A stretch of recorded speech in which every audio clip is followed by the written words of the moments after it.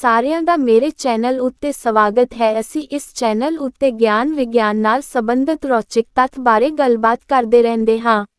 Mission 100% ਅਨੁਸਾਰ ਅਸੀਂ 8ਵੀਂ ਜਮਾਤ ਦੇ ਸਾਇੰਸ ਵਿਸ਼ੇ ਦੇ ਸਾਰੇ ਪਾਠਾਂ ਦੇ ਮਿਲਾਨ ਕਰੋ, ਸਹੀ ਗਲਤ, ਖਾਲੀ ਥਾਵਾਂ ਅਤੇ MCQ ਬਾਰੇ ਜਾਣਕਾਰੀ ਸਾਂਝੀ ਕਰ ਲਈ ਹੈ। ਅੱਜ ਅਸੀਂ ਬਾਕੀ ਰਹਿੰਦੇ ਬਹੁ ਵਿਕਲਪੀ ਪ੍ਰਸ਼ਨ MCQ ਬਾਰੇ ਜਾਣਕਾਰੀ ਸਾਂਝੀ ਕਰਾਂਗੇ। 25ਵਾਂ MCQ, ਇਹਨਾਂ ਵਿੱਚੋਂ ਕਿਹੜਾ ਦੋ ਲਿੰਗੀ ਜੀਵ ਹੈ? ਇਸ ਦੀਆਂ ਆਪਸ਼ਨ ਹਨ ਡੱਡੂ, ਕੁੱਤਾ, ਗਾਂ, ਗੰਡੋਆ। ਦੋ ਲਿੰਗੀ ਜੀਵ ਉਹ ਹੁੰਦੇ ਹਨ ਜਿਨ੍ਹਾਂ ਵਿੱਚ ਨਰ ਅਤੇ ਮਾਦਾ ਦੋਨਾਂ ਤਰ੍ਹਾਂ ਪ੍ਰਜਨਨ ਪ੍ਰਣਾਲੀ ਵਿੱਚ ਭਾਗ ਲੈਣ ਲਈ ਨਰ ਯੁਗਮਕ ਅਤੇ ਮਾਦਾ ਯੁਗਮਕ ਹੁੰਦੇ ਹਨ। ਇਹਨਾਂ ਨੂੰ ਹਰਮੈਫਰੋਡਾਈਟ ਕਹਿੰਦੇ ਹਨ। ਆਪਣੀਆਂ ਦਿੱਤੀਆਂ ਆਪਸ਼ਨ ਵਿੱਚੋਂ ਗੰਡੋਆ ਅਜਿਹਾ ਜੀਵ ਹੈ ਜਿਸ ਵਿੱਚ ਨਰ ਯੁਗਮਕ ਅਤੇ ਮਾਦਾ ਯੁਗਮਕ ਮੌਜੂਦ ਹੁੰਦੇ ਹਨ। ਇਸ ਤੋਂ ਇਲਾਵਾ ਡੱਡੂ ਕੁੱਤਾ ਵਿੱਚ ਨਰ ਯੁਗਮਕ ਅਤੇ ਗਾਂ ਵਿੱਚ ਮਾਦਾ ਯੁਗਮਕ ਹੁੰਦੇ ਹਨ। ਇਸ ਤਰ੍ਹਾਂ ਇਸ ਸਵਾਲ ਦਾ ਜਵਾਬ ਗੰਡੋਆ ਆਵੇਗਾ। 26ਵਾਂ MCQ, ਮਨੁੱਖ ਵਿੱਚ ਨਿਸ਼ੇਚਨ ਕਿਰਿਆ ਕਿੱਥੇ ਵਾਪਰਦੀ ਹੈ? ਇਸ ਦੀਆਂ ਆਪਸ਼ਨ ਹਨ ਅੰਡਵਹਿਣੀ, ਅੰਡਕੋਸ਼, ਗਰਭਕੋਸ਼, ਯੋਨੀ। ਮਨੁੱਖ ਵਿੱਚ ਨਿਸ਼ੇਚਨ ਕਿਰਿਆ ਅੰਦਰੂਨੀ ਹੁੰਦੀ ਹੈ। ਮਨੁੱਖਾਂ ਵਿੱਚ ਨਰ ਯੁਗਮਕ ਨੂੰ ਸ਼ੁਕਰਾਣੂ ਕਿਹਾ ਜਾਂਦਾ ਹੈ ਅਤੇ ਮਾਦਾ ਯੁਗਮਕ ਨੂੰ ਅੰਡਾਣੂ ਕਿਹਾ ਜਾਂਦਾ ਹੈ। ਮਾਦਾ ਪ੍ਰਜਨਨ ਪ੍ਰਣਾਲੀ ਵਿੱਚ ਕਿਸੇ ਅੰਡਕੋਸ਼ ਦੁਆਰਾ ਇੱਕ ਅੰਡਾਣੂ ਪੈਦਾ ਕੀਤਾ ਜਾਂਦਾ ਹੈ। ਅੰਡਾਣੂ ਅੰਡਵਹਿਣੀ ਜਾਂ ਫੈਲੋਪੀਅਨ ਟਿਊਬ ਤੱਕ ਪਹੁੰਚਦਾ ਹੈ। ਅੰਡਵਹਿਣੀ ਵਿੱਚ ਹੀ ਅੰਡਾਣੂ ਅਤੇ ਸ਼ੁਕਰਾਣੂ ਮਿਲਦੇ ਹਨ ਜਿਸ ਦੇ ਸਿੱਟੇ ਵਜੋਂ ਯੁਗਮਜ ਦਾ ਨਿਰਮਾਣ ਹੁੰਦਾ ਹੈ। ਇਸ ਕਿਰਿਆ ਨੂੰ ਨਿਸ਼ੇਚਨ ਕਿਹਾ ਜਾਂਦਾ ਹੈ। ਇਸ ਤਰ੍ਹਾਂ ਇਸ ਸਵਾਲ ਦਾ ਜਵਾਬ ਅੰਡਵਹਿਣੀ ਆਵੇਗਾ। 27ਵਾਂ MCQ, ਮੱਛਰ ਵਿੱਚ ਅੰਡਾ ਵਿਕਸਤ ਹੋ ਕੇ ਕੀ ਬਣਦਾ ਹੈ? ਇਸ ਦੀਆਂ ਆਪਸ਼ਨ ਹਨ ਪਿਊਪਾ, ਲਾਰਵਾ, ਭਰੂਣ, ਬਾਲਗ ਮੱਛਰ। ਮੱਛਰ ਵਿੱਚ ਜਦੋਂ ਅੰਡਾ ਵਿਕਸਤ ਹੋ ਜਾਂਦਾ ਹੈ ਤਾਂ ਇਹ ਲਾਰਵਾ ਬਣ ਜਾਂਦਾ ਹੈ। ਇਸ ਤਰ੍ਹਾਂ ਇਸ ਸਵਾਲ ਦਾ ਜਵਾਬ ਲਾਰਵਾ ਆਵੇਗਾ। 28ਵਾਂ MCQ, ਸ਼ੁਕਰਾਣੂ ਅਤੇ ਅੰਡੇ ਦੇ ਮੇਲ ਤੋਂ ਕੀ ਬਣਦਾ ਹੈ? ਇਸ ਦੀਆਂ ਆਪਸ਼ਨ ਹਨ ਯੁਗਮਜ, ਯੁਗਮਕ, ਭਰੂਣ, ਅੰਡਵਹਿਣੀ। ਮਨੁੱਖ ਵਿੱਚ ਨਿਸ਼ੇਚਨ ਕਿਰਿਆ ਅੰਦਰੂਨੀ ਹੁੰਦੀ ਹੈ। ਮਨੁੱਖਾਂ ਵਿੱਚ ਨਰ ਯੁਗਮਕ ਨੂੰ ਸ਼ੁਕਰਾਣੂ ਕਿਹਾ ਜਾਂਦਾ ਹੈ ਅਤੇ ਮਾਦਾ ਯੁਗਮਕ ਨੂੰ ਅੰਡਾਣੂ ਕਿਹਾ ਜਾਂਦਾ ਹੈ। ਮਾਦਾ ਪ੍ਰਜਨਨ ਪ੍ਰਣਾਲੀ ਵਿੱਚ ਕਿਸੇ ਅੰਡਕੋਸ਼ ਦੁਆਰਾ ਇੱਕ ਅੰਡਾਣੂ ਪੈਦਾ ਕੀਤਾ ਜਾਂਦਾ ਹੈ। ਅੰਡਾਣੂ ਅੰਡਵਹਿਣੀ ਜਾਂ ਫੈਲੋਪੀਅਨ ਟਿਊਬ ਤੱਕ ਪਹੁੰਚਦਾ ਹੈ। ਅੰਡਵਹਿਣੀ ਵਿੱਚ ਹੀ ਅੰਡਾਣੂ ਅਤੇ ਸ਼ੁਕਰਾਣੂ ਮਿਲਦੇ ਹਨ ਜਿਸ ਦੇ ਸਿੱਟੇ ਵਜੋਂ ਯੁਗਮਜ ਦਾ ਨਿਰਮਾਣ ਹੁੰਦਾ ਹੈ। ਇਸ ਤਰ੍ਹਾਂ ਇਸ ਸਵਾਲ ਦਾ ਜਵਾਬ ਯੁਗਮਜ ਆਵੇਗਾ। 29ਵਾਂ MCQ, ਔਰਤਾਂ ਵਿੱਚ ਪ੍ਰਜਨਨ ਦੀ ਉਮਰ ਸ਼ੁਰੂ ਹੁੰਦੀ ਹੈ ਜਦੋਂ? ਇਸ ਦੀਆਂ ਆਪਸ਼ਨ ਹਨ ਮਾਸਿਕ ਚੱਕਰ ਸ਼ੁਰੂ ਹੁੰਦਾ ਹੈ, ਭਾਰ ਵੱਧਦਾ ਹੈ, ਕੱਦ ਜਾਂ ਲੰਬਾਈ ਵੱਧ ਜਾਂਦਾ ਹੈ, ਰਜੋਨਿਵ੍ਰਿਤੀ ਸ਼ੁਰੂ ਹੁੰਦੀ ਹੈ। ਔਰਤਾਂ ਵਿੱਚ ਇੱਕ ਮਾਹਵਾਰੀ ਤੋਂ ਦੂਸਰੀ ਮਾਹਵਾਰੀ ਦੇ ਵਿਚਕਾਰ ਦੀਆਂ ਹੋਣ ਵਾਲੀਆਂ ਸਾਰੀਆਂ ਘਟਨਾਵਾਂ ਦੇ ਸਮੂਹ ਨੂੰ ਮਾਸਿਕ ਚੱਕਰ ਕਿਹਾ ਜਾਂਦਾ ਹੈ। ਔਰਤਾਂ ਵਿੱਚ ਲਿੰਗੀ ਪ੍ਰੌੜਤਾ ਆਉਣ ਤੋਂ ਬਾਅਦ ਅੰਡਕੋਸ਼ ਵਿੱਚੋਂ 28 ਤੋਂ 30 ਦਿਨਾਂ ਦੇ ਸਮੇਂ ਬਾਅਦ ਇੱਕ ਪਰਿਪੱਕ ਅੰਡਾ ਛੱਡਿਆ ਜਾਂਦਾ ਹੈ। ਇਸ ਦੌਰਾਨ ਗਰਭਕੋਸ਼ ਦੀਆਂ ਪੇਸ਼ੀਆਂ ਵਿੱਚ ਰਕਤ ਸੰਚਾਰ ਵੱਧ ਜਾਂਦਾ ਹੈ ਤੇ ਉਹ ਨਿਸ਼ੇਚਿਤ ਹੋਏ ਅੰਡਜ ਨੂੰ ਗ੍ਰਹਿਣ ਕਰਨ ਲਈ ਤਿਆਰ ਹੋ ਜਾਂਦੀਆਂ ਹਨ। ਨਿਸ਼ੇਚਿਤ ਹੋਏ ਅੰਡਜ ਹੀ ਬੱਚੇ ਦਾ ਰੂਪ ਧਾਰਨ ਕਰਦਾ ਹੈ। ਇਸ ਤਰ੍ਹਾਂ ਔਰਤਾਂ ਵਿੱਚ ਪ੍ਰਜਨਨ ਦੀ ਉਮਰ ਮਾਸਿਕ ਚੱਕਰ ਦੇ ਚੱਲਣ ਨਾਲ ਹੀ ਸ਼ੁਰੂ ਹੁੰਦੀ ਹੈ। 30ਵਾਂ MCQ, ਹੇਠ ਲਿਖਿਆਂ ਵਿੱਚੋਂ ਕਿਹੜਾ ਕਿਸ਼ੋਰਾਂ ਲਈ ਸਹੀ ਭੋਜਨ ਹੈ? ਇਸ ਦੀਆਂ ਆਪਸ਼ਨ ਹਨ ਨੂਡਲਸ, ਕੋਕ ਅਤੇ ਚਿਪਸ। ਪੀਜ਼ਾ, ਨੂਡਲਜ਼ ਅਤੇ 버ਗਰ। ਪੀਜ਼ਾ, ਚਿਪਸ ਅਤੇ ਕੋਕ। ਰੋਟੀ, ਦਾਲਾਂ ਅਤੇ ਸਬਜ਼ੀਆਂ। ਕਿਸ਼ੋਰਾਂ ਦੇ ਸਹੀ ਵਾਧੇ ਅਤੇ ਵਿਕਾਸ ਲਈ ਸੰਤੁਲਿਤ ਭੋਜਨ ਜ਼ਰੂਰੀ ਹੈ। ਕਿਸ਼ੋਰਾਂ ਦੇ ਭੋਜਨ ਵਿੱਚ ਦੁੱਧ, ਫਲ, ਪੱਤੇਦਾਰ ਸਬਜ਼ੀਆਂ, ਗੁੜ, ਮਾਂਸ, ਖੱਟੇ ਫਲ, ਔਲਾ, ਕਣਕ, ਚਾਵਲ, ਦਾਲਾਂ, ਬਦਾਮ, ਅਖਰੋਟ, ਪਿਸਤਾ ਅਤੇ ਦਾਲਾਂ ਆਦਿ ਹੋਣੇ ਚਾਹੀਦੇ ਹਨ ਕਿਉਂਕਿ ਕਿਸ਼ੋਰ ਅਵਸਥਾ ਵਿੱਚ ਸਰੀਰ ਦੇ ਸੈਕੰਡਰੀ ਅੰਗਾਂ ਦਾ ਵਿਕਾਸ। ਔਰਤਾਂ ਵਿੱਚ ਬੱਚੇਦਾਨੀ ਅਤੇ ਮਾਸਿਕ ਚੱਕਰ ਸ਼ੁਰੂ ਅਤੇ ਮੁੰਡਿਆਂ ਵਿੱਚ ਸ਼ੁਕਰਾਣੂ ਯੁਗਮਕ ਪੈਦਾ ਹੁੰਦਾ ਹੈ ਜੋ ਕਿ ਪ੍ਰਜਨਨ ਪ੍ਰਣਾਲੀ ਲਈ ਜ਼ਰੂਰੀ ਹੁੰਦੇ ਹਨ। ਇਸ ਲਈ ਕਿਸ਼ੋਰ ਅਵਸਥਾ ਲਈ ਸਹੀ ਭੋਜਨ ਰੋਟੀ, ਦਾਲਾਂ ਅਤੇ ਸਬਜ਼ੀਆਂ ਹੈ। 31ਵਾਂ MCQ, ਮਰਦਾਂ ਵਿੱਚ ਪਤਾਲੂ ਹੇਠ ਲਿਖਿਆਂ ਵਿੱਚੋਂ ਕੀ ਉਤਪੰਨ ਕਰਦੇ ਹਨ? ਇਸ ਦੀਆਂ ਆਪਸ਼ਨ ਹਨ ਐਸਟ੍ਰੋਜਨ, ਇਨਸੁਲਿਨ, ਟੈਸਟੋਸਟੀਰੋਨ, ਪ੍ਰੋਜੈਸਟਰੋਨ। ਮਰਦਾਂ ਵਿੱਚ ਪਤਾਲੂ ਦੀ ਮੌਜੂਦਗੀ ਪ੍ਰਜਨਨ ਪ੍ਰਣਾਲੀ ਲਈ ਜ਼ਰੂਰੀ ਹੁੰਦਾ ਹੈ। ਇਹ ਨਰ ਯੁਗਮਕ ਸ਼ੁਕਰਾਣੂ ਪੈਦਾ ਕਰਦੇ ਹਨ, ਜੋ ਕਿ ਟੈਸਟੋਸਟੀਰੋਨ ਹੁੰਦਾ ਹੈ। ਇਸ ਤਰ੍ਹਾਂ ਇਸ ਸਵਾਲ ਦਾ ਜਵਾਬ ਟੈਸਟੋਸਟੀਰੋਨ ਆਵੇਗਾ। 32ਵਾਂ MCQ, ਆਇਓਡੀਨ ਦੀ ਘਾਟ ਕਾਰਨ ਹੋਣ ਵਾਲਾ ਰੋਗ ਕਿਹੜਾ ਹੈ? ਇਸ ਦੀਆਂ ਆਪਸ਼ਨ ਹਨ ਗਿੱਲੜ, ਸ਼ੱਕਰ ਰੋਗ, ਰਜੋਨਿਵ੍ਰਿਤੀ, ਮਾਸਿਕ ਚੱਕਰ। ਆਇਓਡੀਨ ਇੱਕ ਜ਼ਰੂਰੀ ਪੌਸ਼ਟਿਕ ਤੱਤ ਹੈ ਜਿਸ ਦੀ ਸਾਡੇ ਸਰੀਰ ਨੂੰ ਥਾਇਰਾਇਡ ਹਾਰਮੋਨ ਪੈਦਾ ਕਰਨ ਲਈ ਲੋੜ ਹੁੰਦੀ ਹੈ। ਇਹ ਹਾਰਮੋਨ ਸਾਡੇ ਮੈਟਾਬੋਲਿਜ਼ਮ ਅਤੇ ਹੋਰ ਮਹੱਤਵਪੂਰਨ ਸਰੀਰਕ ਕਾਰਜਾਂ ਨੂੰ ਨਿਯੰਤਰਿਤ ਕਰਦੇ ਹਨ। ਜਦੋਂ ਸਾਨੂੰ ਲੋੜੀਂਦੀ ਆਇਓਡੀਨ ਨਹੀਂ ਮਿਲਦੀ, ਤਾਂ ਅਸੀਂ ਇੱਕ ਅਜਿਹੀ ਸਥਿਤੀ ਪੈਦਾ ਕਰ ਸਕਦੇ ਹਾਂ ਜਿਸ ਨੂੰ ਆਇਓਡੀਨ ਦੀ ਘਾਟ ਵਿਕਾਰ ਕਿਹਾ ਜਾਂਦਾ ਹੈ। IDD ਕਈ ਤਰ੍ਹਾਂ ਦੀਆਂ ਸਿਹਤ ਸਮੱਸਿਆਵਾਂ ਦਾ ਕਾਰਨ ਬਣ ਸਕਦਾ ਹੈ, ਜਿਸ ਵਿੱਚ ਗੋਇਟਰ ਜਾਂ ਗਿੱਲੜ, ਬੌਧਿਕ ਅਸਮਰੱਥਤਾਵਾਂ ਸ਼ਾਮਲ ਹੈ। ਗੋਇਟਰ ਜਾਂ ਗਿੱਲੜ ਰੋਗ ਇੱਕ ਅਜਿਹੀ ਸਥਿਤੀ ਹੈ ਜਿੱਥੇ ਥਾਈਰੋਇਡ ਗਲੈਂਡ ਸੁੱਜ ਜਾਂਦੀ ਹੈ, ਜਿਸ ਨਾਲ ਗਰਦਨ ਤੇ ਇੱਕ ਦਿੱਖ ਗੰਧ ਬਣ ਜਾਂਦੀ ਹੈ। ਇਹ ਆਮ ਤੌਰ ਤੇ ਦਰਦਨਾਕ ਨਹੀਂ ਹੁੰਦਾ, ਪਰ ਇਹ ਬੇਆਰਾਮ ਅਤੇ ਸ਼ਰਮਨਾਕ ਹੋ ਸਕਦਾ ਹੈ। ਬੱਚਿਆਂ ਵਿੱਚ ਆਇਓਡੀਨ ਦੀ ਘਾਟ ਬੌਧਿਕ ਅਸਮਰੱਥਤਾ ਅਤੇ ਵਿਕਾਸ ਵਿੱਚ ਦੇਰੀ ਦਾ ਕਾਰਨ ਬਣ ਸਕਦੀ ਹੈ। ਇਹ ਇਸ ਲਈ ਹੈ ਕਿਉਂਕਿ ਥਾਇਰਾਇਡ ਹਾਰਮੋਨ ਦਿਮਾਗ ਦੇ ਵਿਕਾਸ ਲਈ ਮਹੱਤਵਪੂਰਨ ਹਨ। ਇਹਦਾ ਇੱਕ ਗੰਭੀਰ ਰੂਪ ਹੈ ਜੋ ਡੂੰਘੀ ਮਾਨਸਿਕ ਅਤੇ ਸਰੀਰਕ ਅਸਮਰੱਥਤਾਵਾਂ ਦਾ ਕਾਰਨ ਬਣ ਸਕਦਾ ਹੈ। ਇਹ ਵਿਕਸਤ ਦੇਸ਼ਾਂ ਵਿੱਚ ਬਹੁਤ ਘੱਟ ਹੁੰਦਾ ਹੈ, ਪਰ ਇਹ ਅਜੇ ਵੀ ਵਿਕਾਸਸ਼ੀਲ ਦੇਸ਼ਾਂ ਵਿੱਚ ਲੱਖਾਂ ਲੋਕਾਂ ਨੂੰ ਪ੍ਰਭਾਵਿਤ ਕਰਦਾ ਹੈ ਜਿੱਥੇ ਆਇਓਡੀਨ ਦੀ ਘਾਟ ਆਮ ਹੈ। ਇਸ ਤਰ੍ਹਾਂ ਇਸ ਸਵਾਲ ਦਾ ਜਵਾਬ ਗਿੱਲੜ ਰੋਗ ਆਵੇਗਾ। 33ਵਾਂ MCQ, ਸ਼ੱਕਰ ਰੋਗ ਕਿਸ ਹਾਰਮੋਨ ਦੀ ਘਾਟ ਕਾਰਨ ਹੁੰਦਾ ਹੈ? ਇਸ ਦੀਆਂ ਆਪਸ਼ਨ ਹਨ ਐਸਟ੍ਰੋਜਨ, ਟੈਸਟੋਸਟੀਰੋਨ, ਇਨਸੁਲਿਨ, ਥਾਇਰੋਕਸਿਨ। ਸ਼ੱਕਰ ਰੋਗ ਜਾਂ ਡਾਇਬੀਟੀਜ਼ ਇੱਕ ਪੁਰਾਣੀ ਬਿਮਾਰੀ ਹੈ ਜੋ ਦੁਨੀਆ ਭਰ ਵਿੱਚ ਲੱਖਾਂ ਲੋਕਾਂ ਨੂੰ ਪ੍ਰਭਾਵਿਤ ਕਰਦੀ ਹੈ। ਇਹ ਉਦੋਂ ਵਾਪਰਦਾ ਹੈ ਜਦੋਂ ਤੁਹਾਡਾ ਸਰੀਰ ਇਨਸੁਲਿਨ ਦੀ ਸਹੀ ਵਰਤੋਂ ਜਾਂ ਉਤਪਾਦਨ ਨਹੀਂ ਕਰ ਸਕਦਾ, ਜੋ ਕਿ ਇੱਕ ਹਾਰਮੋਨ ਹੈ ਜੋ ਬਲੱਡ ਸ਼ੂਗਰ ਦੇ ਪੱਧਰਾਂ ਨੂੰ ਨਿਯੰਤਰਿਤ ਕਰਦਾ ਹੈ। ਇਨਸੁਲਿਨ ਪੈਨਕ੍ਰੀਅਸ ਦੁਆਰਾ ਪੈਦਾ ਕੀਤਾ ਜਾਂਦਾ ਹੈ ਅਤੇ ਇਹ ਖੂਨ ਦੇ ਪ੍ਰਵਾਹ ਤੋਂ ਗਲੂਕੋਜ਼ ਨੂੰ ਸੈੱਲਾਂ ਵਿੱਚ ਲਿਜਾਣ ਵਿੱਚ ਮਦਦ ਕਰਦਾ ਹੈ ਜਿੱਥੇ ਇਸ ਨੂੰ ਊਰਜਾ ਲਈ ਵਰਤਿਆ ਜਾ ਸਕਦਾ ਹੈ। ਜਦੋਂ ਇਨਸੁਲਿਨ ਦੀ ਕਮੀ ਹੁੰਦੀ ਹੈ, ਤਾਂ ਤੁਹਾਡੇ ਖੂਨ ਦੇ ਪ੍ਰਵਾਹ ਵਿੱਚ ਗਲੂਕੋਜ਼ ਬਣਦਾ ਹੈ, ਜਿਸ ਨਾਲ ਬਲੱਡ ਸ਼ੂਗਰ ਦੇ ਪੱਧਰ ਵੱਧ ਜਾਂਦੇ ਹਨ ਅਤੇ ਅੰਤ ਵਿੱਚ ਸ਼ੂਗਰ ਦਾ ਕਾਰਨ ਬਣਦੇ ਹਨ। ਸ਼ੱਕਰ ਰੋਗ ਦੋ ਤਰ੍ਹਾਂ ਦਾ ਹੁੰਦਾ ਹੈ। ਟਾਈਪ 1 ਡਾਇਬੀਟੀਜ਼ ਇੱਕ ਆਟੋਇਮਿਊਨ ਪ੍ਰਤੀਕਿਰਿਆ ਦੇ ਕਾਰਨ ਹੁੰਦੀ ਹੈ ਜੋ ਪੈਨਕ੍ਰੀਅਸ ਦੇ ਸੈੱਲਾਂ ਨੂੰ ਨਸ਼ਟ ਕਰ ਦਿੰਦੀ ਹੈ ਜੋ ਇਨਸੁਲਿਨ ਪੈਦਾ ਕਰਦੇ ਹਨ।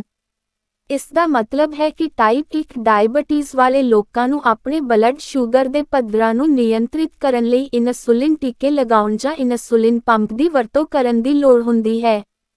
ਦੂਜੇ ਪਾਸੇ, ਟਾਈਪ 2 ਡਾਇਬੀਟੀਜ਼ ਕਾਰਕਾਂ ਦੇ ਸੁਮੇਲ ਕਾਰਨ ਹੁੰਦੀ ਹੈ, ਜਿਸ ਵਿੱਚ ਜੈਨੇਟਿਕਸ, ਜੀਵਨ ਸ਼ੈਲੀ ਦੀਆਂ ਚੋਣਾਂ ਅਤੇ ਇਨਸੁਲਿਨ ਪ੍ਰਤੀਰੋਧ ਸ਼ਾਮਲ ਹਨ। ਇਨਸੁਲਿਨ ਪ੍ਰਤੀਰੋਧ ਉਦੋਂ ਹੁੰਦਾ ਹੈ ਜਦੋਂ ਤੁਹਾਡਾ ਸਰੀਰ ਇਨਸੁਲਿਨ ਨੂੰ ਸਹੀ ਢੰਗ ਨਾਲ ਜਵਾਬ ਨਹੀਂ ਦਿੰਦਾ ਹੈ ਅਤੇ ਇਸ ਨਾਲ ਸਮੇਂ ਦੇ ਨਾਲ ਬਲੱਡ ਸ਼ੂਗਰ ਦੇ ਪੱਧਰ ਵੱਧ ਸਕਦੇ ਹਨ। ਡਾਇਬੀਟੀਜ਼ ਦੀਆਂ ਹੋਰ ਕਿਸਮਾਂ ਵਿੱਚ ਗਰਭਕਾਲੀ ਸ਼ੂਗਰ, ਜੋ ਕਿ ਗਰਭ ਅਵਸਥਾ ਦੌਰਾਨ ਹੁੰਦੀ ਹੈ, ਅਤੇ ਮੋਨੋਜੈਨਿਕ ਸ਼ੂਗਰ, ਜੋ ਕਿ ਇੱਕ ਜੀਨ ਪਰਿਵਰਤਨ ਕਾਰਨ ਹੁੰਦੀ ਹੈ, ਸ਼ਾਮਲ ਹਨ। ਇਸ ਤਰ੍ਹਾਂ ਇਸ ਸਵਾਲ ਦਾ ਜਵਾਬ ਇਨਸੁਲਿਨ ਆਵੇਗਾ। 34ਵਾਂ MCQ, ਕਿਹੜੀ ਰਗੜ ਦੀ ਮਾਤਰਾ ਸਭ ਤੋਂ ਜ਼ਿਆਦਾ ਹੁੰਦੀ ਹੈ? ਸ਼ਰਕਣਸ਼ੀਲ ਰਗੜ, ਸਥਿਤਿਕ ਰਗੜ, ਵੇਲਣੀ ਰਗੜ। ਇਹਨਾਂ ਵਿੱਚੋਂ ਕੋਈ ਨਹੀਂ। ਅਸੀਂ ਜਾਣਦੇ ਹਾਂ ਕਿ ਠੋਸ ਰਗੜ 3 ਤਰ੍ਹਾਂ ਦੀਆਂ ਹੁੰਦੀਆਂ ਹਨ। ਇਹਨਾਂ ਤਿੰਨਾਂ ਬਾਰੇ ਗੱਲਬਾਤ ਕਰਦੇ ਹਾਂ। ਸਥਿਤਿਕ ਰਗੜ, ਇਹ ਰਗੜ ਉਦੋਂ ਕਾਰਜ ਭਾਵ ਕੰਮ ਕਰਨਾ ਸ਼ੁਰੂ ਕਰਦੀ ਹੈ ਜਦੋਂ ਅਸੀਂ ਕਿਸੇ ਵਸਤੂ ਨੂੰ ਉਸ ਦੀ ਵਿਰਾਮ ਭਾਵ ਰੈਸਟ ਦੀ ਸਥਿਤੀ ਤੋਂ ਗਤੀ ਵਿੱਚ ਲਿਆਉਣ ਦੀ ਕੋਸ਼ਿਸ਼ ਕਰਦੇ ਹਾਂ। ਇਹ ਰਗੜ ਸਭ ਤੋਂ ਜ਼ਿਆਦਾ ਹੁੰਦੀ ਹੈ। ਸਰਕਣਸ਼ੀਲ ਰਗੜ ਉਦੋਂ ਕਾਰਜ ਭਾਵ ਕੰਮ ਕਰਨਾ ਸ਼ੁਰੂ ਕਰਦੀ ਹੈ ਜਦੋਂ ਕੋਈ ਵਸਤੂ ਕਿਸੇ ਹੋਰ ਵਸਤੂ ਉੱਤੇ ਸਰਕਦੀ ਜਾਂ ਕੱਸਦੀ ਹੈ। ਇਹ ਸਥਿਤਿਕ ਰਗੜ ਤੋਂ ਘੱਟ ਹੁੰਦੀ ਹੈ। ਵੇਲਣੀ ਰਗੜ, ਅਸੀਂ ਸਰਕਣਸ਼ੀਲ ਰਗੜ ਨੂੰ ਘੱਟ ਕਰਨ ਲਈ ਸਾਰੀਆਂ ਵਸਤੂਆਂ ਦੇ ਆਕਾਰ ਨੂੰ ਗੋਲ ਕਰਦੇ ਹਾਂ। ਪਰ ਜਦੋਂ ਗੋਲ ਆਕਾਰ ਦੀ ਵਸਤੂ ਕਿਸੇ ਵੀ ਸਤਹ ਉੱਤੇ ਤੁਰਦੀ ਹੈ ਤਾਂ ਕੁਝ ਰਗੜ ਪੈਦਾ ਹੁੰਦੀ ਹੈ। ਇਸ ਰਗੜ ਨੂੰ ਵੇਲਣੀ ਰਗੜ ਕਿਹਾ ਜਾਂਦਾ ਹੈ। ਇਹ ਇਹਨਾਂ ਸਭ ਤੋਂ ਘੱਟ ਹੁੰਦੀ ਹੈ। ਸਾਰੀਆਂ ਰਗੜ ਦੀਆਂ ਕਿਸਮਾਂ ਬਾਰੇ ਗੱਲਬਾਤ ਕਰਨ ਤੇ ਪਤਾ ਲੱਗਦਾ ਹੈ ਕਿ ਇਸ ਸਵਾਲ ਦਾ ਜਵਾਬ ਸਥਿਤਿਕ ਰਗੜ ਆਵੇਗਾ। 35ਵਾਂ MCQ, ਅਸੀਂ ਇਹਨਾਂ ਤਰੀਕਿਆਂ ਦੀ ਵਰਤੋਂ ਰਗੜ ਨੂੰ ਘੱਟ ਕਰਨ ਲਈ ਕਰਦੇ ਹਾਂ। ਸਤ੍ਹਾ ਨੂੰ ਮੁਲਾਇਮ ਬਣਾ ਕੇ, ਤੇਲ ਜਾਂ ਸਨੇਹਕ ਲਗਾ ਕੇ, ਬਾਲ ਬੇਅਰਿੰਗ ਦੀ ਵਰਤੋਂ ਕਰਕੇ। ਉਪਰੋਕਤ ਸਾਰੇ। ਸਭ ਤੋਂ ਪਹਿਲਾਂ ਰਗੜ ਬਾਰੇ ਗੱਲਬਾਤ ਕਰਦੇ ਹਾਂ।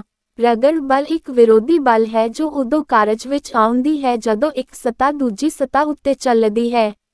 ਇਸ ਨੂੰ ਅਸੀਂ ਕਈ ਢੰਗਾਂ ਨਾਲ ਕੱਟਾ ਸਕਦੇ ਹਾਂ, ਜਿਵੇਂ ਪਹਿਲਾ ਢੰਗ, ਸੰਪਰਕ ਸਤ੍ਹਾ ਨੂੰ ਪਾਲਿਸ਼ ਕਰਕੇ ਸਮਤਲ ਜਾਂ ਚਿਕਣਾ ਬਣਾ ਦਿੱਤਾ ਜਾਵੇ ਤਾਂ ਵਸਤੂਆਂ ਦੀ ਸਤ੍ਹਾ ਦੀਆਂ ਅਨਿਯਮਤਾਵਾਂ ਘੱਟ ਹੋ ਜਾਂਦੀਆਂ ਹਨ।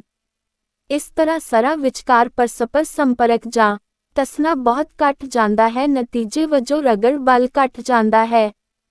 ਦੂਜਾ ਢੰਗ, ਸੰਪਰਕ ਸਰਾਂ ਤੇ ਮਹੀਨ ਪਾਊਡਰ, ਤੇਲ, ਗਰੀਸ ਜਾਂ ਹੋਰ ਲੁਬਰੀਕੈਂਟ ਦੀ ਵਰਤੋਂ ਨਾਲ ਸਤ੍ਹਾ ਦੇ ਪਰਸਪਰ ਸੰਪਰਕ ਬਿੰਦੂਆਂ ਵਿਚਕਾਰ ਇੱਕ ਤਹਿ ਬਣ ਜਾਂਦੀ ਹੈ, ਜਿਸ ਕਰਕੇ ਸਤਰਾਂ ਵਿਚਕਾਰ ਪਰਸਪਰ ਸੰਪਰਕ ਕਾਫੀ ਘੱਟ ਜਾਂਦਾ ਹੈ ਅਤੇ ਰਗੜ ਬਲ ਘੱਟ ਜਾਂਦਾ ਹੈ।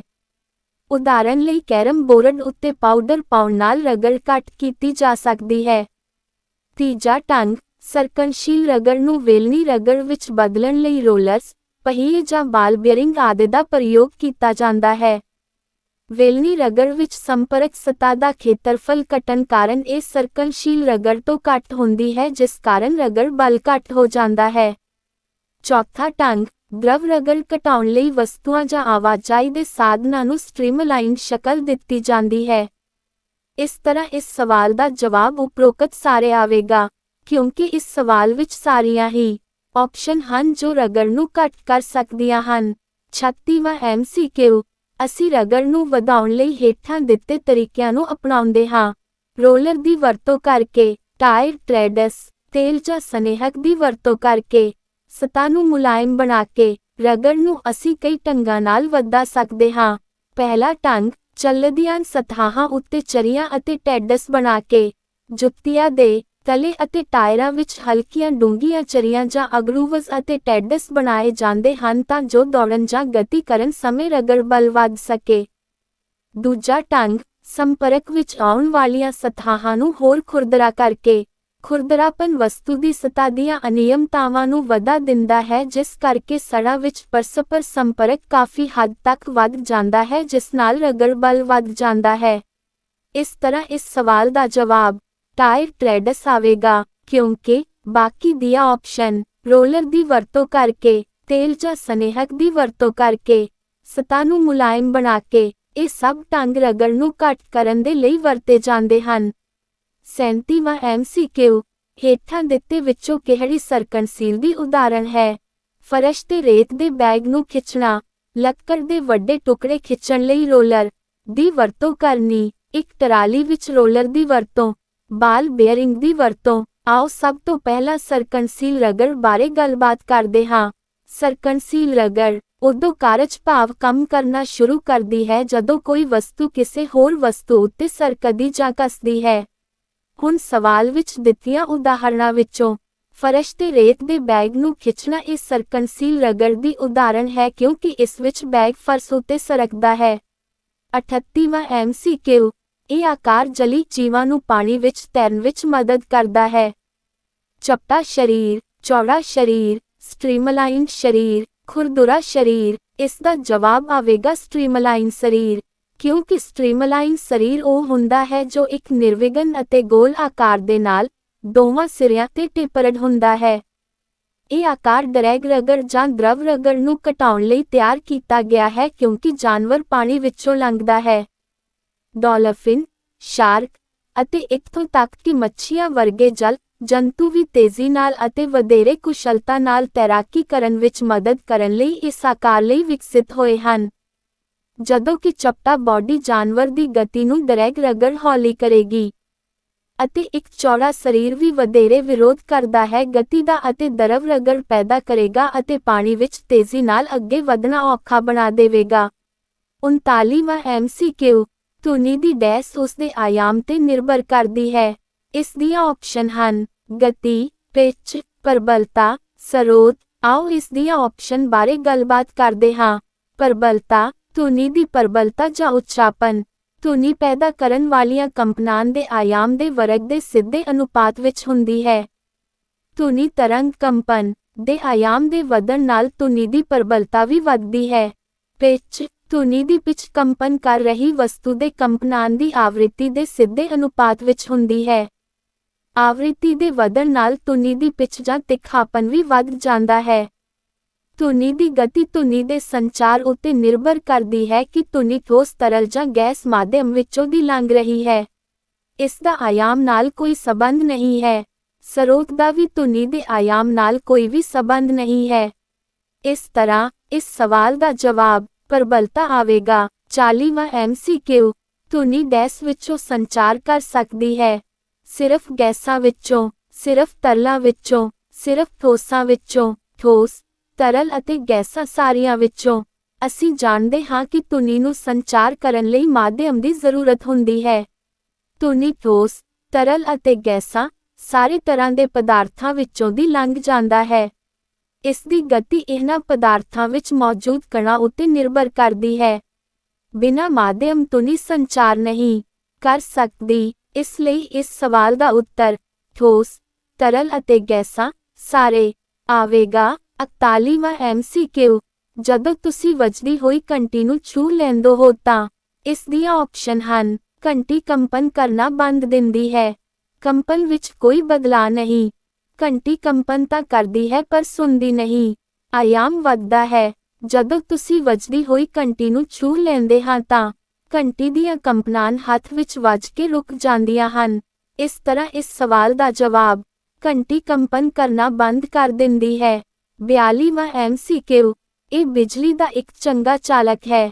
ਇਸ ਦੀਆਂ ਆਪਸ਼ਨ ਹਨ ਬੇਕਲਾਈਟ, PVC, ਰਬੜ, ਗ੍ਰੇਫਾਈਟ। ਇਹਨਾਂ ਸਾਰੀਆਂ ਆਪਸ਼ਨ ਵਿੱਚੋਂ ਗ੍ਰੇਫਾਈਟ ਬਿਜਲੀ ਤਾਰਾਂ ਦਾ ਵਧੀਆ ਚਾਲਕ ਹੈ। ਇਹ ਕਾਰਬਨ ਦਾ ਸ਼ੁੱਧ ਰੂਪ ਹੁੰਦਾ ਹੈ। 43ਵਾਂ MCQ ਲੋਹੇ ਉੱਤੇ ਇਸ ਧਾਤ ਦੀ ਪਰਤ ਚੜਾਉਣ ਨੂੰ ਗੈਲਵੇਨਾਈਜ਼ੇਸ਼ਨ ਕਹਿੰਦੇ ਹਨ। ਸੋਨਾ, ਜ਼ਿੰਕ ਜਾਂ ਜਿਸਤ, ਚਾਂਦੀ, ਪਾਰਾ, ਬਿਜਲੀ ਮੁਲੰਮਾ ਕਰਨ ਨਾਲ ਗੈਲਵੇਨਾਈਜ਼ੇਸ਼ਨ ਕਿਰਿਆ ਰਾਹੀਂ ਲੋਹੇ ਉੱਤੇ ਜ਼ਿੰਕ ਧਾਤ ਦੀ ਪਰਤ ਚੜਾ ਕੇ ਲੋਹੇ ਨੂੰ ਖੋਣ ਤੋਂ ਬਚਾਇਆ ਜਾਂਦਾ ਹੈ। ਇਸ ਵਿਧੀ ਰਾਹੀਂ ਹਵਾ ਪਾਣੀ ਕਾਰਨ ਹੋਣ ਵਾਲੇ ਨੁਕਸਾਨ ਨੂੰ ਘੱਟ ਕੀਤਾ ਜਾਂਦਾ ਹੈ। ਇਸ ਤਰ੍ਹਾਂ ਇਸ ਸਵਾਲ ਦਾ ਜਵਾਬ ਜ਼ਿੰਕ ਜਾਂ ਜਿਸਤ ਆਵੇਗਾ। 44ਵਾਂ MCQ ਕਿਹੜਾ ਦਰਵ ਬਿਜਲੀ ਦਾ ਚੰਗਾ ਚਾਲਕ ਨਹੀਂ ਹੈ? ਨਿੰਬੂ ਦਾ ਰਸ, ਕਸ਼ੀਦਤ ਪਾਣੀ, ਸਾਧਾਰਨ ਲੂਣ ਦਾ ਘੋਲ, ਕਾਪਰ ਸਲਫੇਟ ਦਾ ਘੋਲ। ਬਿਜਲੀ ਧਾਰਾ ਦੇ ਚਾਲਕ ਉਹਨਾਂ ਠੋਸ ਜਾਂ ਤਰਲ ਪਦਾਰਥਾਂ ਨੂੰ ਕਿਹਾ ਜਾਂਦਾ ਹੈ ਜਿਨ੍ਹਾਂ ਵਿੱਚ ਆਇਨ ਭਾਵ ਧਨ ਅਤੇ ऋण ਚਾਰਜ ਪੈਦਾ ਹੁੰਦਾ ਹੈ। ਦਿੱਤੀਆਂ ਗਈਆਂ ਆਪਸ਼ਨ ਵਿੱਚੋਂ ਕਸੀਦਤ ਪਾਣੀ ਅਜਿਹਾ ਘੋਲ ਹੈ ਜਿਸ ਵਿੱਚ ਕੋਈ ਵੀ ਅਸ਼ੁੱਧੀ ਨਹੀਂ ਹੁੰਦੀ, ਜਿਸ ਕਰਕੇ ਇਸ ਵਿੱਚ ਧਨ ਅਤੇ ऋण ਚਾਰਜ ਵੀ ਨਹੀਂ ਪੈਂਦਾ ਹੁੰਦਾ। ਇਸ ਤਰ੍ਹਾਂ ਕਸੀਦਤ ਪਾਣੀ ਇਸ ਸਵਾਲ ਦਾ ਉੱਤਰ ਆਵੇਗਾ। 45ਵਾਂ MCQ ਇਹ ਬਿਜਲੀ ਦੇ ਰਸਾਇਣਿਕ ਪ੍ਰਭਾਵ ਤੇ ਨਿਰਭਰ ਕਰਦਾ ਹੈ। ਬਿਜਲੀ ਮੁਲੰਮਾਕਰਨ, ਸਬਲੀਮੇਸ਼ਨ, ਬਲਬ ਦਾ ਚਮਕਣਾ, ਕਸ਼ੀਦਨ। ਬਿਜਲੀ ਮੁਲੰਮਾਕਰਨ ਇੱਕ ਅਜਿਹੀ ਪ੍ਰਕਿਰਿਆ ਹੈ ਜਿਸ ਰਾਹੀਂ ਮਹਿੰਗੀਆਂ ਧਾਤਾਂ ਉੱਤੇ ਸਸਤੀਆਂ ਧਾਤਾਂ ਨੂੰ ਚੜਾਇਆ ਜਾਂਦਾ ਹੈ। ਇਹ ਬਿਜਲੀ ਦੇ ਰਸਾਇਣਕ ਪ੍ਰਭਾਵ ਉੱਤੇ ਨਿਰਭਰ ਕਰਦਾ ਹੈ। ਇਸ ਲਈ ਇਸ ਸਵਾਲ ਦਾ ਜਵਾਬ ਬਿਜਲੀ ਮੁਲੰਮਾਕਰਨ ਆਵੇਗਾ। 46ਵਾਂ MCQ ਵਾਹਨਾਂ ਦੇ ਰਿਮਾਂ ਦੇ ਉੱਪਰ ਇਸ ਦੀ ਪਰਤ ਚੜਾਈ ਜਾਂਦੀ ਹੈ। ਸੋਨਾ, ਕਰੋਮੀਅਮ, ਚਾਂਦੀ, ਕਾਪਰ। ਕ੍ਰੋਮੀਅਮ ਧਾਤ ਚਮਕਦਾਰ ਹੁੰਦੀ ਹੈ ਅਤੇ ਸਖਤ ਹੋਣ ਕਾਰਨ ਝਰੀਟ ਤੋਂ ਬਚਾਅ ਕਰਦੀ ਹੈ। ਬਿਜਲੀ ਮੁਲੰਮਾਕਰਨ ਵਿਧੀ ਨਾਲ ਸਸਤੀ ਧਾਤ ਦੀਆਂ ਵਸਤੂਆਂ ਜਿਵੇਂ ਰਿਮ, ਗੈਸ ਬਰਨਰ, ਕਾਰ ਦੇ ਹਿੱਸੇ ਆਦਿ ਉੱਤੇ ਕ੍ਰੋਮੀਅਮ ਦੀ ਪਰਤ ਚੜਾ ਲਈ ਜਾਂਦੀ ਹੈ। ਇਸ ਤਰ੍ਹਾਂ ਇਸ ਸਵਾਲ ਦਾ ਜਵਾਬ ਕ੍ਰੋਮੀਅਮ ਆਵੇਗਾ। 47ਵਾਂ MCQ ਇਹਨਾਂ ਵਿੱਚੋਂ ਕਿਹੜੀ ਮਹਾਮਾਰੀ ਹੈ? ਡੇਂਗੂ, ਹੈਜ਼ਾ, ਸਵਾਈਨ ਫਲੂ। ਉਪਰੋਕਤ ਸਾਰੇ ਮਹਾਮਾਰੀ ਅਜਿਹੀ ਆਪਦਾ ਜਾਂ ਬਿਮਾਰੀ ਹੁੰਦੀ ਹੈ ਜੋ ਕਿ ਕਿਸੇ ਵਿਸ਼ੇਸ਼ ਖੇਤਰ ਵਿੱਚ ਕਿਸੇ ਜਾਤੀ ਦੇ ਬਹੁਤ ਸਾਰੇ ਜੀਵਾਂ ਨੂੰ ਕੁਝ ਸਮੇਂ ਲਈ ਪ੍ਰਭਾਵਿਤ ਕਰਦੀ ਹੈ। ਮਹਾਮਾਰੀ ਸਮੇਂ-ਸਮੇਂ ਤੇ ਕਿਸੇ ਵਿਸ਼ੇਸ਼ ਖੇਤਰ ਵਿੱਚ ਫੈਲਦੀ ਹੈ ਅਤੇ ਵੱਡੀ ਗਿਣਤੀ ਵਿੱਚ ਲੋਕ ਇਸ ਦਾ ਸ਼ਿਕਾਰ ਬਣਦੇ ਹਨ। ਡੇਂਗੂ, ਪਲੇਗ, ਹੈਜ਼ਾ ਆਦਿ ਮਹਾਮਾਰੀ ਦੀਆਂ ਉਦਾਹਰਨਾਂ ਹਨ। ਇਸ ਤਰ੍ਹਾਂ ਇਸ ਸਵਾਲ ਦਾ ਜਵਾਬ ਉਪਰੋਕਤ ਸਾਰੇ ਆਵੇਗਾ। 48ਵਾਂ MCQ ਇਹ ਮਹਾਮਾਰੀ ਨਹੀਂ, ਵਿਸ਼ਵਵਿਆਪੀ ਮਹਾਮਾਰੀ ਹੈ। ਡੇਂਗੂ ਦਿੱਲੀ ਵਿੱਚ ਫੈਲਿਆ, ਕੋਵਿਡ-19, ਬੰਗਾਲ ਦੀ ਪਲੇਗ, ਇਥੋਪੀਆ ਦਾ ਸੋਕਾ। ਵਿਸ਼ਵਵਿਆਪੀ ਮਹਾਮਾਰੀ ਇੱਕ ਅਜਿਹੀ ਬਿਮਾਰੀ ਹੁੰਦੀ ਹੈ ਹੈ ਜੋ ਦੁਨੀਆ ਦੇ ਬਹੁਤ ਵੱਡੇ ਖੇਤਰ ਵਿੱਚ ਫੈਲਦੀ ਹੈ ਅਤੇ ਲੱਖਾਂ ਲੋਕਾਂ ਦੀ ਮੌਤ ਦਾ ਕਾਰਨ ਬਣਦੀ ਹੈ। ਕੋਵਿਡ-19 ਅਤੇ ਏਡਜ਼ ਇਸ ਦੀਆਂ ਉਦਾਹਰਨਾਂ ਹਨ। ਇਸ ਤਰ੍ਹਾਂ ਇਸ ਸਵਾਲ ਦਾ ਜਵਾਬ ਕੋਵਿਡ-19 ਆਵੇਗਾ। 49ਵਾਂ MCQ ਭੂਚਾਲ ਦੀ ਆਵ੍ਰਿਤੀ ਇਸ ਯੰਤਰ ਨਾਲ ਮਾਪੀ ਜਾਂਦੀ ਹੈ। ਬੈਰੋਮੀਟਰ, ਸੀਜ਼ਮੋਗ੍ਰਾਫ, ਅਨੀਮੋਮੀਟਰ, ਲੈਕਟੋਮੀਟਰ। ਭੂਚਾਲ ਤਰੰਗਾਂ ਜਾਂ ਸੀਜ਼ਮਿਕ ਤਰੰਗਾਂ ਨੂੰ ਸੀਜ਼ਮੋਗ੍ਰਾਫ ਯੰਤਰ ਨਾਲ ਰਿਕਾਰਡ ਕੀਤਾ ਜਾਂਦਾ ਹੈ। ਇਸ ਯੰਤਰ ਵਿੱਚ ਇੱਕ ਕੰਪਨ ਕਰਦੀ ਛੜ ਹੁੰਦੀ ਹੈ ਜਿਸ ਦੇ ਅੱਗੇ ਇੱਕ ਪੈਨ ਜਾਂ ਪੈਨਸਿਲ ਲੱਗੀ ਹੁੰਦੀ ਹੈ। ਇਹ ਪੈਨ ਭੂਚਾਲ ਦੇ ਝਟਕਿਆਂ ਦੌਰਾਨ ਰੋਲਰ ਉੱਤੇ ਲਪੇਟੇ ਇੱਕ ਗ੍ਰਾਫ ਪੇਪਰ ਉੱਤੇ ਨਿਸ਼ਾਨ ਛੱਡਦਾ ਰਹਿੰਦਾ ਹੈ। ਇਸ ਤਰ੍ਹਾਂ ਭੂਚਾਲ ਤਰੰਗਾਂ ਦਾ ਰਿਕਾਰਡ ਗ੍ਰਾਫ ਪੇਪਰ ਤੇ ਆ ਜਾਂਦਾ ਹੈ। ਇਸ ਸਵਾਲ ਦਾ ਜਵਾਬ ਸੀਸਮੋਗ੍ਰਾਫ ਆਵੇਗਾ। 50ਵਾਂ MCQ ਇਹਨਾਂ ਦੇ ਸਥਾਨਾਂਤਰ ਨਾਲ ਚਾਰਜ ਪੈਦਾ ਹੁੰਦਾ ਹੈ। ਇਲੈਕਟ੍ਰਾਨ, ਪਰਮਾਣੂ, ਪ੍ਰੋਟਾਨ, ਨਿਊਟਰਾਨ। ਇਲੈਕਟ੍ਰਾਨ ਦੇ ਸਥਾਨਾਂਤਰ ਨਾਲ ਚਾਰਜ ਪੈਦਾ ਹੁੰਦਾ ਹੈ। 51ਵਾਂ MCQ ਆਕਾਸ਼ੀ ਬਿਜਲੀ ਦੀ ਗਰਜ ਜਾਂ ਚਮਕ ਸਮੇਂ ਸਾਨੂੰ ਇੱਥੇ ਪਨਾਹ ਲੈਣੀ ਚਾਹੀਦੀ ਹੈ। ਵੱਡੇ ਰੁੱਖਾਂ ਹੇਠ, ਕਿਸੇ ਇਮਾਰਤ ਦੇ ਅੰਦਰ, ਬਿਜਲੀ ਦੇ ਖੰਭੇ ਨੇੜੇ, ਛਤਰੀ ਹੇਠਾਂ। ਆਕਾਸ਼ੀ ਬਿਜਲੀ ਦੀ ਗਰਜ ਅਤੇ ਚਮਕ ਸਮੇਂ ਸਾਨੂੰ ਕਿਸੇ ਵੱਡੇ ਰੁੱਖ ਹੇਠਾਂ ਜਾਂ ਖੰਭੇ ਹੇਠਾਂ ਪਨਾਹ ਨਹੀਂ ਲੈਣੀ ਚਾਹੀਦੀ, ਕਿਉਂਕਿ ਆਕਾਸ਼ੀਨ ਬਿਜਲੀ ਕਈ ਵਾਰੀ ਜ਼ਮੀਨ ਉੱਤੇ ਡਿੱਗ ਜਾਂਦੀ ਹੈ। ਆਕਾਸ਼ੀਨ ਬਿਜਲੀ ਚਾਰਜ ਪੈਦਾ ਹੋਣ ਨਾਲ ਚੱਲਦੀ ਹੈ। ਜਦੋਂ ਜ਼ਮੀਨ ਉੱਤੇ ਚਾਰਜ ਅਤੇ ਆਸਮਾਨ ਵਿੱਚ ਚਾਰਜ ਇੱਕ ਦੂਜੇ ਦੇ ਵਿਰੁੱਧ ਪੈਦਾ ਹੋ ਜਾਂਦਾ ਹੈ ਤਾਂ ਆਕਾਸ਼ੀਨ ਬਿਜਲੀ ਆਸਮਾਨ ਤੋਂ ਜ਼ਮੀਨ ਉੱਤੇ ਆ ਜਾਂਦੀ ਹੈ। ਇਹ ਚਾਰਜ ਉੱਚੇ ਬਿਜਲੀ ਦੇ ਖੰਭਿਆਂ ਅਤੇ ਵੱਡੇ ਰੁੱਖਾਂ ਉੱਤੇ ਜਲਦੀ ਪੈਦਾ ਹੁੰਦੇ ਹਨ। ਇਸ ਲਈ ਉੱਚੀਆਂ ਇਮਾਰਤਾਂ ਦੇ ਅੰਦਰ ਰਹਿਣਾ ਚਾਹੀਦਾ ਹੈ। 52ਵਾਂ MCQ ਇਹ ਦੇਖਣ ਜਾਂ ਦ੍ਰਿਸ਼ਟੀ ਦੀ ਸੰਵੇਦਨਾ ਦਿਮਾਗ ਤੱਕ ਲੈ ਕੇ ਜਾਂਦੀ ਹੈ। ਸਤਰੰਗੀ ਪੀਂਗ, ਪੀਲਾ ਬਿੰਦੂ, ਅੰਧ ਬਿੰਦੂ, ਪ੍ਰਕਾਸ਼ ਨਸ। ਆਓ ਇਸ ਦੀਆਂ ਆਪਸ਼ਨ ਬਾਰੇ ਗੱਲਬਾਤ ਕਰਦੇ ਹਾਂ। ਸਤਰੰਗੀ ਪੀਂਗ ਇਹ 7 ਰੰਗਾਂ ਦੇ ਮੇਲ ਨਾਲ ਬਣਦੀ ਹੈ। ਇਸ ਦਾ ਮਨੁੱਖੀ ਦੇਖਣ ਨਾਲ ਕੋਈ ਵੀ ਸਬੰਧ ਨਹੀਂ ਹੈ। ਦੂਜੀ ਆਪਸ਼ਨ ਪੀਲਾ ਬਿੰਦੂ, ਇਹ ਅੱਖ ਅੰਦਰ ਲੈਂਸ ਦੇ ਬਿਲਕੁਲ ਪਿੱਛੇ ਰੈਟਿਨਾ ਦਾ ਇਹ ਭਾਗ ਪ੍ਰਕਾਸ਼ ਲਈ ਸਭ ਤੋਂ ਵੱਧ ਸੰਵੇਦਨਸ਼ੀਲ ਹੁੰਦਾ ਹੈ। ਅੰਧ ਬਿੰਦੂ ਅੱਖ ਦੇ ਅੰਦਰ ਰੈਟਿਨਾ ਅਤੇ ਪ੍ਰਕਾਸ਼ ਨਸ ਦੇ ਸੁਮੇਲ ਵਾਲਾ ਭਾਗ ਪ੍ਰਕਾਸ਼ ਲਈ ਸੰਵੇਦਨਸ਼ੀਲ ਨਹੀਂ ਹੁੰਦਾ। ਇਸ ਹਿੱਸੇ ਤੇ ਬਣਿਆ ਪ੍ਰਤੀਬਿੰਬ ਦਿਖਾਈ ਨਹੀਂ ਦਿੰਦਾ। ਪ੍ਰਕਾਸ਼ ਨਸ ਇਹ ਰੈਟਿਨਾ ਤੋਂ ਮਿਲੀ ਸੂਚਨਾ ਨੂੰ ਦਿਮਾਗ ਤੱਕ ਲੈ ਜਾਂਦੀ ਹੈ। ਇਸ ਤਰ੍ਹਾਂ ਇਸ ਸਵਾਲ ਦਾ ਜਵਾਬ ਪ੍ਰਕਾਸ਼ ਨਸ ਆਵੇਗਾ। 53ਵਾਂ MCQ ਸਧਾਰਨ ਅੱਖ ਲਈ ਸਪਸ਼ਟ ਦ੍ਰਿਸ਼ਟੀ ਦੀ ਨਿਊਨਤਮ ਦੂਰੀ ਹੈ। ਅਨੰਤ ਤੇ 25 ਸੈਂਟੀਮੀਟਰ, 50 ਮੀਟਰ ਤੇ 5 ਸੈਂਟੀਮੀਟਰ ਤੇ। ਮਨੁੱਖੀ ਅੱਖ ਦੀ ਸਪਸ਼ਟ ਦ੍ਰਿਸ਼ਟੀ ਦੀ ਸਭ ਤੋਂ ਘੱਟ ਦੂਰੀ 25 ਸੈਂਟੀਮੀਟਰ ਹੋਣੀ ਚਾਹੀਦੀ ਹੈ, ਕਿਉਂਕਿ ਇਸ ਤੋਂ ਜ਼ਿਆਦਾ ਨੇੜੇ ਵਸਤੂ ਹੋਣ ਨਾਲ ਅੱਖਾਂ ਉੱਤੇ ਬੁਰਾ ਪ੍ਰਭਾਵ ਪੈਂਦਾ ਹੈ। ਇਸ ਲਈ ਇਸ ਸਵਾਲ ਦਾ ਜਵਾਬ 25 ਸੈਂਟੀਮੀਟਰ ਆਵੇਗਾ। 54ਵਾਂ MCQ ਅੱਖ ਦੇ ਡੇਲੇ ਵਿੱਚ ਲੈਂਜ਼ ਦੇ ਪਿਛਲੇ ਪਾਸੇ ਦ੍ਰਵ ਹੁੰਦਾ ਹੈ। ਐਕੁਅਸ ਹਿਊਮਰ, ਹੰਝੂ, ਵਿਟਰਸ ਹਿਊਮਰ, ਲਾਰ। ਅੱਖ ਵਿੱਚ 2 ਤਰ੍ਹਾਂ ਦੇ ਦ੍ਰਵ ਪਾਏ ਜਾਂਦੇ ਹਨ। ਅੱਖ ਦੇ ਡੇਲੇ ਦੇ ਅੱਗੇ ਐਕੁਅਸ ਅਤੇ ਅੱਖ ਦੇ ਡੇਲੇ ਦੇ ਪਿਛਲੇ ਪਾਸੇ ਵਿਟਰਸ ਹਿਊਮਰ ਦ੍ਰਵ ਪਾਇਆ ਜਾਂਦਾ ਹੈ। ਇਸ ਤਰ੍ਹਾਂ ਇਸ ਸਵਾਲ ਦਾ ਜਵਾਬ ਵਿਟਰਸ ਹਿਊਮਰ ਦ੍ਰਵ ਆਵੇਗਾ। 55ਵਾਂ MCQ ਇਹ ਆਪਣੀ ਇੱਕ ਅੱਖ ਅੱਗੇ ਅਤੇ ਇੱਕ ਪਿੱਛੇ ਵੱਲ ਘੁਮਾ ਸਕਦਾ ਹੈ। ਤਿੱਤਲੀ, ਘਰੇਲੂ ਮੱਖੀ, ਗਿਰਗਿਟ, ਉੱਲੂ। ਗਿਰਗਿਟ ਅਜਿਹਾ ਜੀਵ ਹੈ ਜੋ ਆਪਣੀ ਇੱਕ ਅੱਖ ਅੱਗੇ ਅਤੇ ਇੱਕ ਪਿੱਛੇ ਵੱਲ ਘੁਮਾ ਸਕਦਾ ਹੈ। ਇਸ ਤਰ੍ਹਾਂ ਇਸ ਸਵਾਲ ਦਾ ਜਵਾਬ ਗਿਰਗਿਟ ਆਵੇਗਾ। 56ਵਾਂ MCQ ਇਸ ਦੀ ਸਹਾਇਤਾ ਨਾਲ ਸੁੰਦਰ ਪੈਟਰਨ ਵੇਖੇ ਜਾ ਸਕਦੇ ਹਨ। ਸੂਰਜੀ ਫਿਲਟਰ, ਦੂਰਬੀਨ, ਦਰਪਣ, ਕਲਾਈਡੋਸਕੋਪ। ਕਲਾਈਡੋਸਕੋਪ ਇੱਕ ਅਜਿਹਾ ਪ੍ਰਕਾਸ਼ੀ ਯੰਤਰ ਹੈ ਜਿਹੜਾ ਪ੍ਰਕਾਸ਼ ਦੇ ਬਹੁ ਪਰਾਵਰਤਨ ਦਾ ਉਪਯੋਗ ਕਰਕੇ ਸਾਨੂੰ ਰੰਗਾਂ ਦੇ ਸੁੰਦਰ ਪੈਟਰਨ ਦਿਖਾਉਂਦਾ ਹੈ। ਇਸ ਵਿੱਚ ਸਮਤਲ ਦਰਪਣ ਦੇ 3 ਆਇਤਾਕਾਰ ਟੁਕੜੇ ਹੁੰਦੇ ਹਨ। ਇਹ ਦਰਪਣ ਪ੍ਰਿਜ਼ਮ ਦੀ ਸ਼ਕਲ ਵਿੱਚ ਜੁੜੇ ਹੁੰਦੇ ਹਨ ਅਤੇ ਵੱਖ-ਵੱਖ ਵਿਆਸ ਦੀਆਂ ਟਿਊਬਾਂ ਵਿੱਚ ਰੱਖੇ ਜਾਂਦੇ ਹਨ। ਇਸ ਪ੍ਰਿਜ਼ਮ ਦੇ ਇੱਕ ਸਿਰੇ ਤੇ ਰੰਗਦਾਰ ਕੱਚ ਦੇ ਕੁਝ ਟੁਕੜੇ ਰੱਖੇ ਜਾਂਦੇ ਹਨ। ਦੂਜੇ ਪਾਸੇ ਛੋਟੇ ਮੋਰੀ ਰਾਹੀਂ ਅਸੀਂ ਟਿਊਬ ਵਿੱਚ ਰੰਗਾਂ ਦੇ ਕਈ ਤਰ੍ਹਾਂ ਦੇ ਪੈਟਰਨ ਦੇਖ ਸਕਦੇ ਹਾਂ। ਕੈਲੀਡੋਸਕੋਪ ਦੀ ਇੱਕ ਦਿਲਚਸਪ ਵਿਸ਼ੇਸ਼ਤਾ ਇਹ ਹੈ ਕਿ ਅਸੀਂ ਦੁਬਾਰਾ ਉਹੀ ਪੈਟਰਨ ਕਦੇ ਨਹੀਂ ਦੇਖਦੇ ਹਾਂ। ਪੇਪਰ ਅਤੇ ਕੱਪੜੇ ਡਿਜ਼ਾਈਨ ਕਰਨ ਵਾਲੇ ਕਲਾਕਾਰ ਕਲਾਈਡੋਸਕੋਪ ਦੀ ਵਰਤੋਂ ਨਵੇਂ ਨਵੇਂ ਪੈਟਰਨ ਦੀ ਸਿਰਜਣਾ ਕਰਨ ਲਈ ਕਰਦੇ ਹਨ। ਇਸ ਤਰ੍ਹਾਂ ਇਸ ਸਵਾਲ ਦਾ ਜਵਾਬ ਕਲਾਈਡੋਸਕੋਪ ਆਵੇਗਾ। ਇਸ ਤਰ੍ਹਾਂ ਅਸੀਂ 2 ਭਾਗਾਂ ਵਿੱਚ 8ਵੀਂ ਜਮਾਤ ਦੇ ਸਾਇੰਸ ਦੇ 13 ਪਾਠਾਂ ਦੇ ਬਹੁ ਵਿਕਲਪੀ ਪ੍ਰਸ਼ਨਾਂ ਬਾਰੇ ਗੱਲਬਾਤ ਕੀਤੀ ਹੈ। ਮੈਨੂੰ ਉਮੀਦ ਹੈ ਵੀਡੀਓ ਦੀ ਜਾਣਕਾਰੀ ਪਸੰਦ ਆਈ ਹੋਵੇਗੀ। ਜੇਕਰ ਵੀਡੀਓ ਪਸੰਦ ਆਈ ਹੋਵੇ ਤਾਂ ਵੀਡੀਓ ਨੂੰ ਲਾਈਕ ਅਤੇ ਚੈਨਲ ਨੂੰ ਸਬਸਕ੍ਰਾਈਬ ਜ਼ਰੂਰ ਕਰੋ। ਅਗਲੀ ਵੀਡੀਓ ਵਿੱਚ ਸਾਇੰਸ ਵਿਸ਼ੇ ਦੇ ਪਾਠ